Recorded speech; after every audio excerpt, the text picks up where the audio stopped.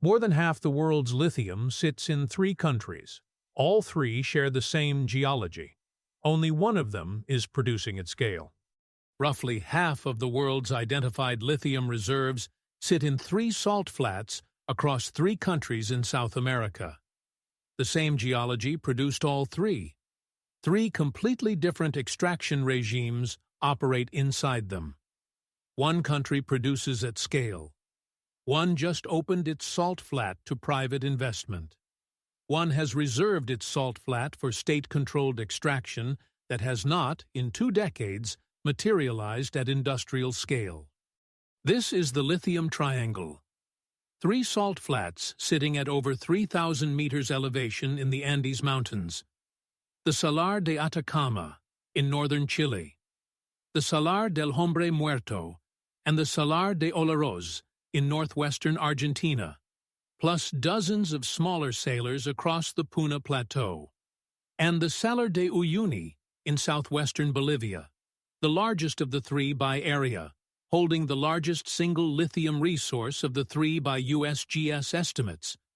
Lithium powers the batteries inside electric vehicles, grid-scale energy storage, smartphones, and most modern rechargeable electronics. Global demand has roughly tripled over the past decade. Projections show it doubling or more again by 2030. The geography of where lithium can be cheaply extracted has not expanded to match the demand curve. The Lithium Triangle is geologically privileged. The question is, who gets to mine it? On what terms? Lithium is a soft, silvery metal. It does not occur in pure form in nature. It exists either in hard rock deposits, primarily spodumene minerals, mined conventionally, or in brine, dissolved as lithium salt in water trapped beneath salt flats.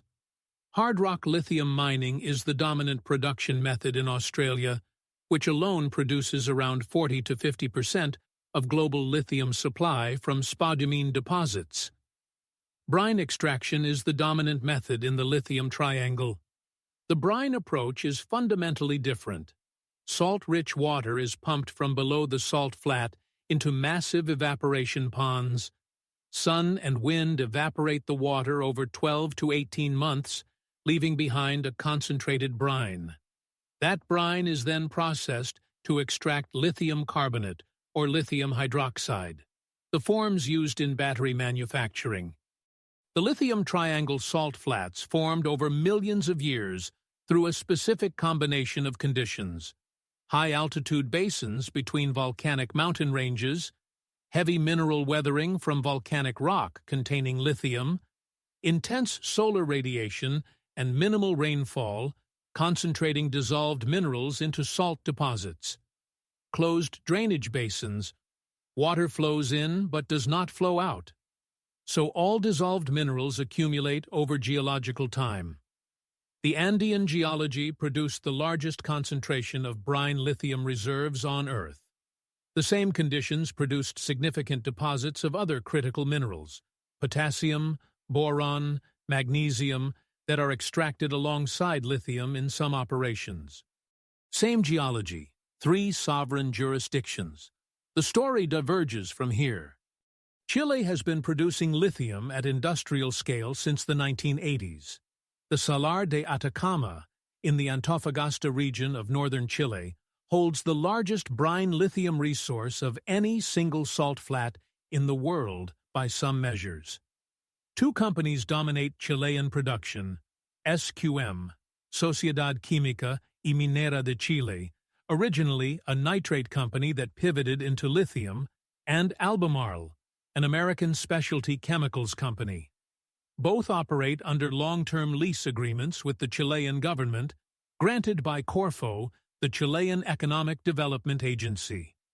Production from the Salar de Atacama alone accounts for a substantial share of global lithium output. In April of 2023, then-President Gabriel Boric announced a new Chilean lithium policy.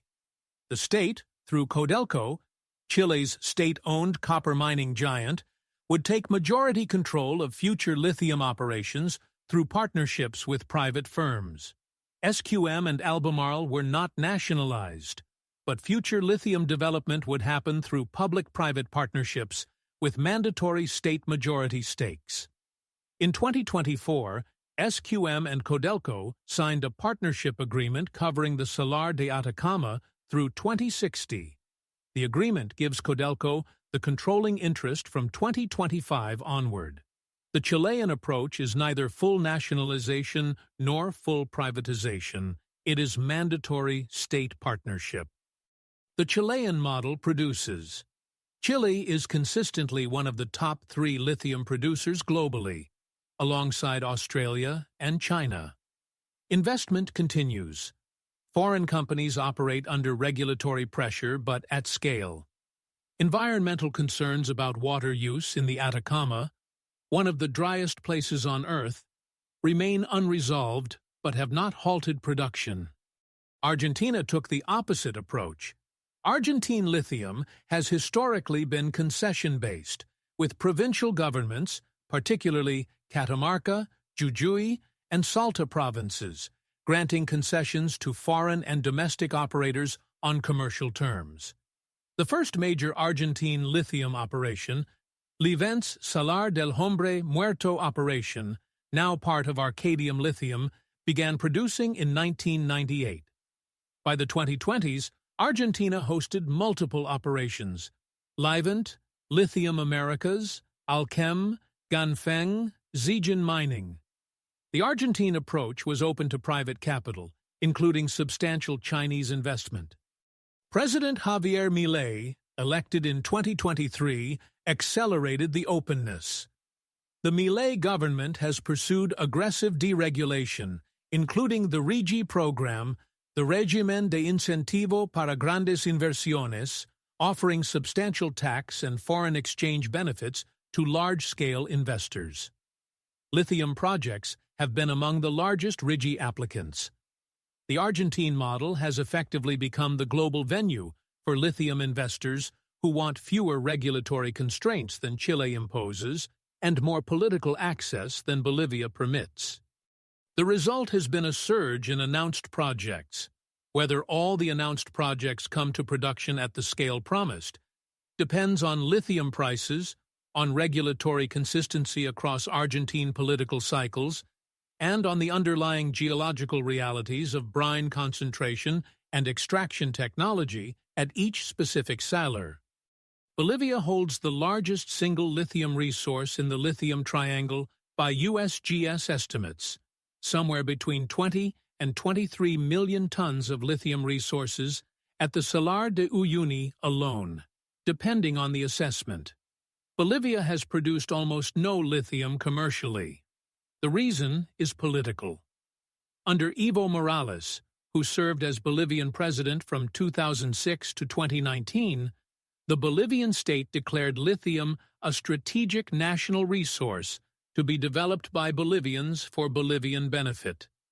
A state-owned enterprise, Yacimientos de Litio Bolivianos, YLB, was created to operate the lithium reserves.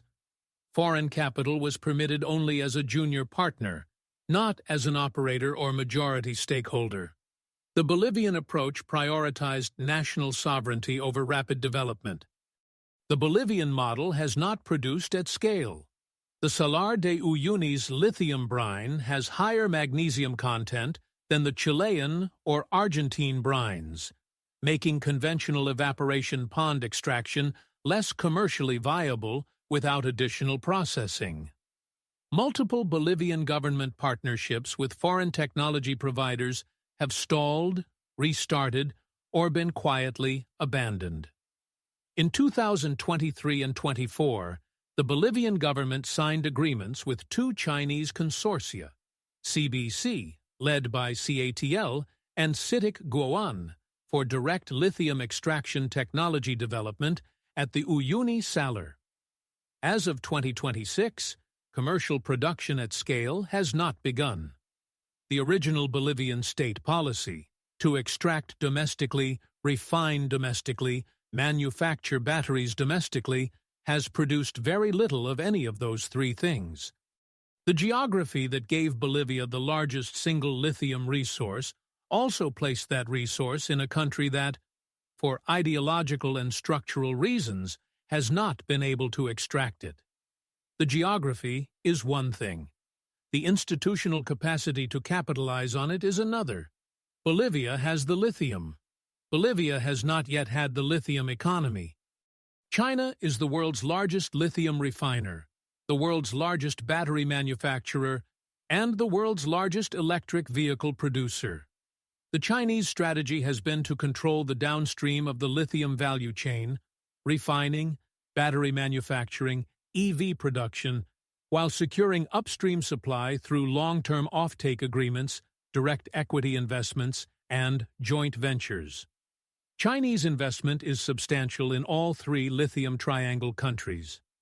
In Chile, Tianqi Lithium holds a minority stake in SQM. In Argentina, Ganfeng and Zijin Mining are major operators. In Bolivia, KTL-led CBC and CITIC Guoan are the technology partners for state-led development.